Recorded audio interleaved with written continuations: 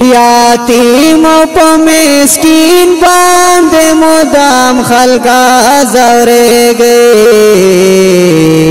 اخلاق لري خولي هايستا رتا کړېږي اخلاق لري خولي هايستا رتا کړېږي چې تر سو شکر رسول خلق ژوند ویسا اخلي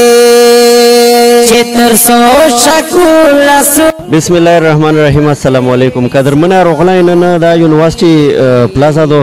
د کچاري سره په سایډ شه او سروي د پښه یوستر هر قسم ګراجینه دی پښه او دا مشته چونکه مختلف کسونه پیسې لږلې دي د زکات په مت شه مختلف پیسې دي او مختلف زوی شوی میج استعمالای نو دا نن روغلای په دغه ګراجه شه چې کیم یا شوګردون دي او کیم داسه غریبون کسون دي چې په دغه شه مزدورا کوي نو مختلف پیسې چې مش سره جمع شوی دي زکات په مت شه هغه مش کوشش کوي چې داسه مستحقین ته ورسای چې هغه زکات یې قبول شي او مطلب دا شزوی ته لوړ شي هغه دغه مش په دغه ګراجه شه مش شوګردون ټیل کړی دي او داسې کسون دي چې هغه نه د استوز زمن دي او نه د استوز وړینا دي نه ورارینه دي هغه خورون غریبون دي یتیمون دي سیک به واسه به کاسه کسون دي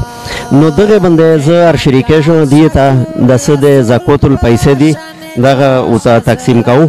او مدگار شکر رسول پاشان جوش زمارورا چکڑے تخوار خدمت پا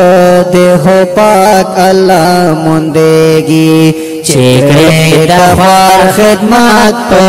دیہو پاک اللہ مندگی اخلاق لری خکولی ہائستا رتا خریگی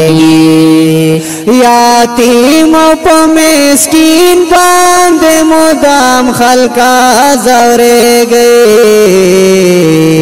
اخلاق لري خولي هايستا رتا کړېږي اخلاق لري خولي هايستا رتا کړېږي صفاتونه دا هغه دکړي مدام هر یو انسان صفاتونه دا هغه دکړي مدام هر یو انسان همیشه چې بے غرض د غریب څنګه ودرېږي همیشه چې بے غرض د غریب څنګه ودرېږي قدرمنه دغه کسونه شمیش 500 روپے تقسیم شله او چې چار لشلی دي د الله د قبيله کو او دی ټوله ته دغه خبره وکړه په برملا باندې چې کچره استوز پیسې دغه درنه غوښتله به مو خبره یې ډایرک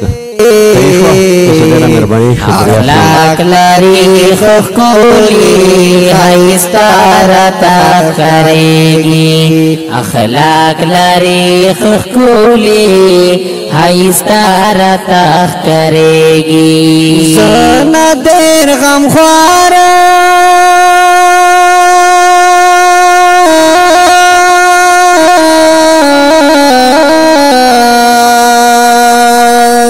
زنا دیر غمخوار کها غمخوار نیم در توایم زنا دیر غمخوار کها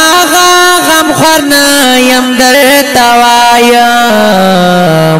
غم دا چا مزړ خوستا پشان نخ کېږي غم د چا مزړ خوستا پشان نه کېږي اخلاق لري خولي هايستا رتا کړېږي اخلاق لري خولي هايستا رتا کړېږي